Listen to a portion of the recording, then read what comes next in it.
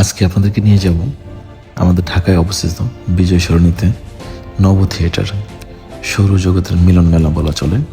তো এখানে মোটামুটি সৌরজগৎ সম্বন্ধে ভালো একটা অভিজ্ঞতা ধারণা পাওয়া যায়। যারা দেখার সুযোগ পায়নি তাদের জন্যই আজকের এই আয়োজন, এবং বাচ্চাদের জন্য, কিশোরদের জন্য অনেক কাজে লাগবে। ভালো লাগলে লাইক, শেয়ার, কমেন্ট করে পাশে থাকবেন। এইটি চলবে ধারাবাহিকভাবে 3 থেকে 5টি পর্বে। সাথে থাকুন, সম্পূর্ণটি উপভোগ করুন। ভালো থাকবেন, শুভকামনা সবার জন্য। তো আমরা চলে যাচ্ছি আজকের দ্বিতীয় পার্টে। এই নক্ষত্র আমাদের দিয়েছে বেশি আলো, বেশি শক্তি। এই নক্ষত্রটি সবচেয়ে যে উজ্জ্বল তা নয়, এটি সবচেয়ে বেশি উত্তপ্ত নয়, কিন্তু নক্ষত্রটি পৃথিবীর সবচেয়ে কাছে। আমাদের অস্তিত্বের জন্য এই নক্ষত্রটি প্রয়োজন। এই নক্ষত্রকে আমরা বলি সূর্য।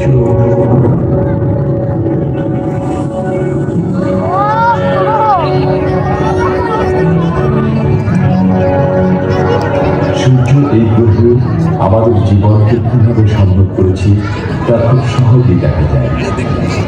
আমাদের বনকে সবুজ করেছে, সমুদ্রকে নীল করেছে, পৃথিবীর চারদিকে আলো ঝলকানি বইয়ে দিয়েছে। সূর্য একমাত্র নক্ষত্র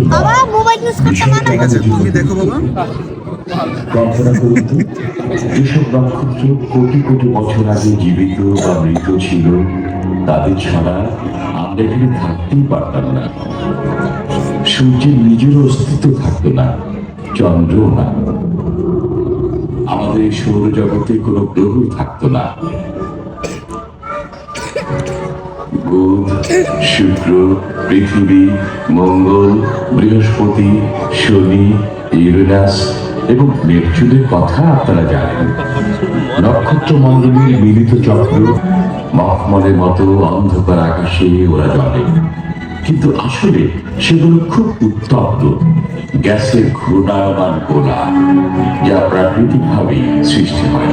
খোলা চোখে পৃথিবী থেকে যদিও আমরা মাত্র কয়েক হাজার নক্ষত্র দেখতে পাই, কিন্তু এর বাইরেও অনেক তারকা রয়েছে।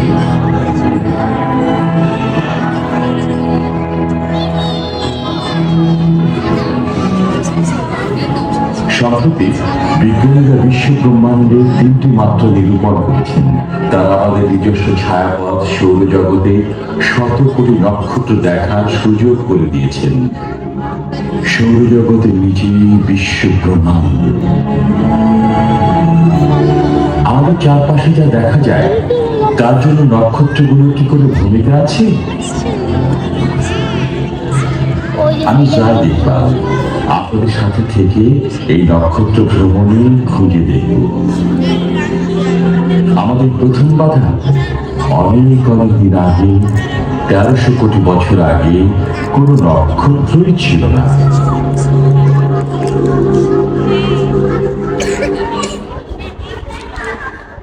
কেবল ঘন পদার্থের অদৃশ্য কোনো বস্তু ছিল, এবং এর মধ্যে ছিল হাইড্রোজেন ও হিলিয়াম গ্যাস। ঘন বস্তুর মধ্যাকর্ষণের মধ্যে এই গ্যাস সঞ্চিত হয়ে প্রথম তারাগুলো সৃষ্টি হয়।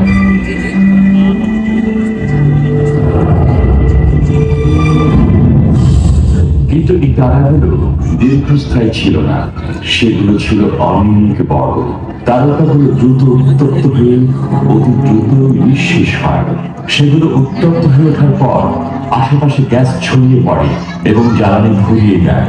শেষ পর্যন্ত সেগুলোর মারাত্মক বিস্ফোরণ ঘটে। এগুলোকে বলে সুপারনোভা। দেখুন, আরো একটি সৃষ্টি হচ্ছে, এবং এটি চলে যাচ্ছে হাইড্রোজেন ও হিলিয়ামের সাথে অক্সিজেন ও কার্বনের মতো নতুন কিছু যোগ করে প্রথম নক্ষত্রগুলো সবকিছু বদলে দেয়।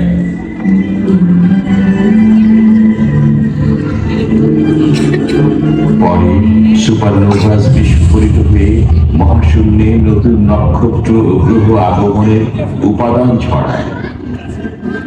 শুনতে অবিশ্বাস্য মনে হলো সত্যি যে প্রায় 1300 কোটি বছর আগে সর্বপ্রথম নক্ষত্র সৃষ্টি হয়েছে। আপনার শরীরে রয়েছে এই নক্ষত্রের প্রায় 1 চা চামচ শক্তি।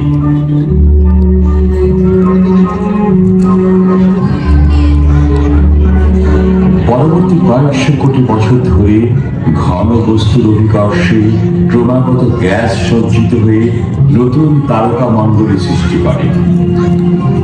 বিশ্ব ব্রহ্মাণ্ডের অন্য যে কোনো ইতিহাসের তুলনায় তারকাগুলো অতি দ্রুত সৃষ্টি হয়েছে।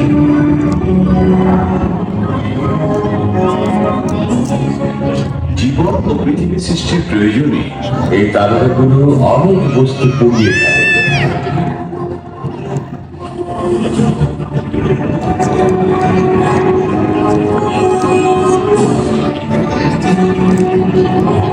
যখন আমাদের নিজস্ব ছায়াপথ সৃষ্টি হয়, তখন সেই ছায়াপথ অন্যান্য ক্ষুদ্র ছায়াপথ এবং গ্যাসের প্রভাব ছাড়িয়ে নিজেকে প্রকাশ করে।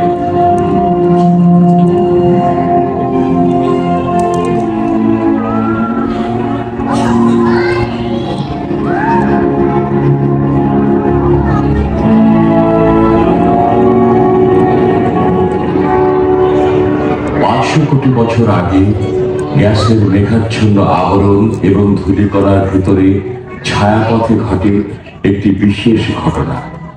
সৃষ্টি হয় আমাদের সূর্য। কেবল সূর্য নয়, অন্য তারার মতোই নক্ষত্র মণ্ডলের একটি শক্তিশালী বা গুচ্ছ সমন্বয়ে সূর্য সৃষ্টি হয়। সূর্য শেখের মধ্যে সৃষ্টির পরপরই আলোকিত ও উত্তপ্ত হয়ে ওঠে। আমরা দ্রুত এগিয়ে গেলে দেখব এসব উজ্জ্বল নক্ষত্র আলোর তীব্রতায় মেঘ সরিয়ে নিজেরাই জ্বলতে থাকে। উজ্জ্বল নক্ষত্রগুলো ব্যাপক আর উত্তপ্ত বলে সেগুলো অত্যন্ত জ্বলজ্বলে। ভর নির্ভর করে কি পরিমাণ বস্তু সেখানে রয়েছে। উজ্জ্বলতম বৃহৎ নক্ষত্রগুলো নীল বর্ণের, ক্ষুদ্র নক্ষত্রটি লাল। মাঝখানে আছে আমাদের সূর্যের মতো হলুদ নক্ষত্র রাজি।